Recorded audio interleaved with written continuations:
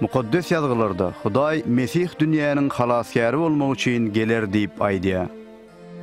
İsa aleyhissalamyň durmuşy onuň hakykatdan da peýgamberler tarapyndan velilik edilen şahsiýetdigine şaýatlyk edýär.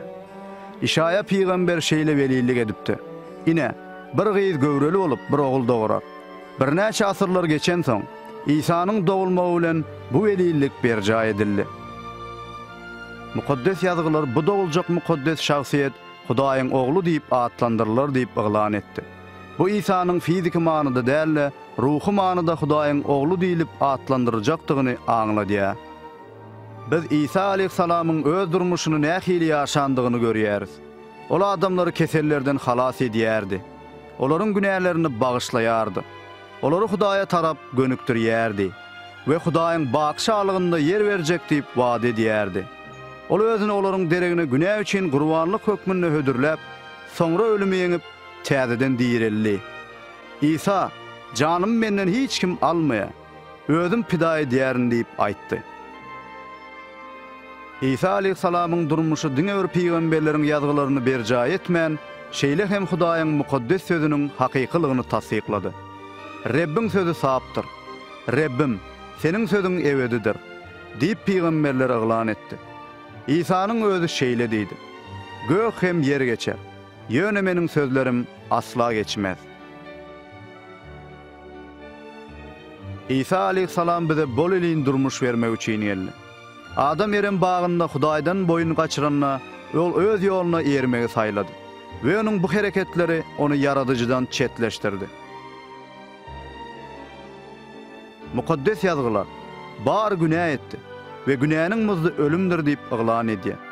Bu ruhy ölümi, ýagny Hudaýdan baky aýralygy aňladýar.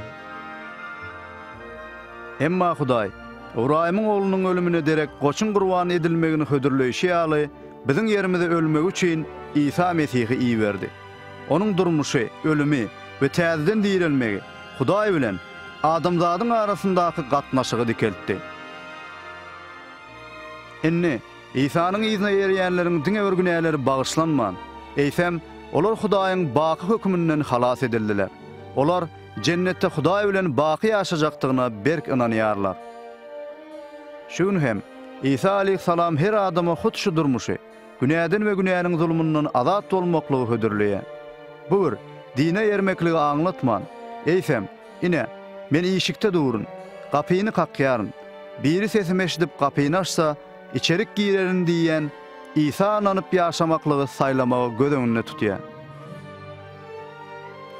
Bu Hudaýa üzlenmegi, İsa Mesihiň durmuşymyza girip, günälerimizi bagyşlap, bizi öz isleги boýunça özgerdip biler ýaly oňa bil baglamagy aňladýar. Onuň aýdýan zatlary bilen aňymyz bilen razylaşmak ýa-da belli bir duýgulary baştan geçirmek ýeterlik däl.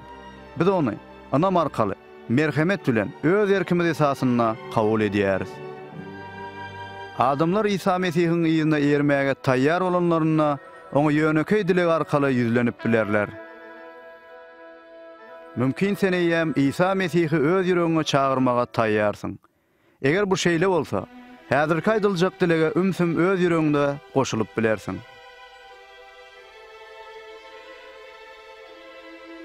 Rebbim İsa, men saňa mätäç.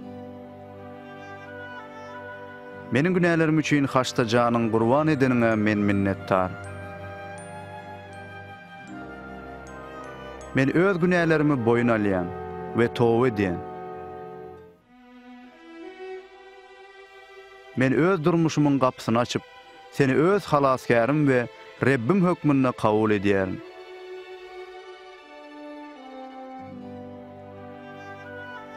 Meniň günälerimi bagyşlap, maňa baky ýaşaýyş berýäniň üçin minnettar. Meni öz islegiň boýunça özgert. Şeýlelikde men seniň ýyzyňa eriji bolaýyn. Amin. İsa Mesih öz ýyzyna erýänler barada şeýle diýdi. Meniň goýunlarym sesime gulak asýar. Men hem olary tanaýarym. Olar meniň ýyzyma düşýärler. İsa'nın wada beren bol elin durmuşunu baştan geçirmek üçin Onuň ýüzüne ýerýänler her gün Hudaý bilen doga dili arkaly gepleşýärler. Onuň sözüni okuýarlar, ýa-da dinleýärler.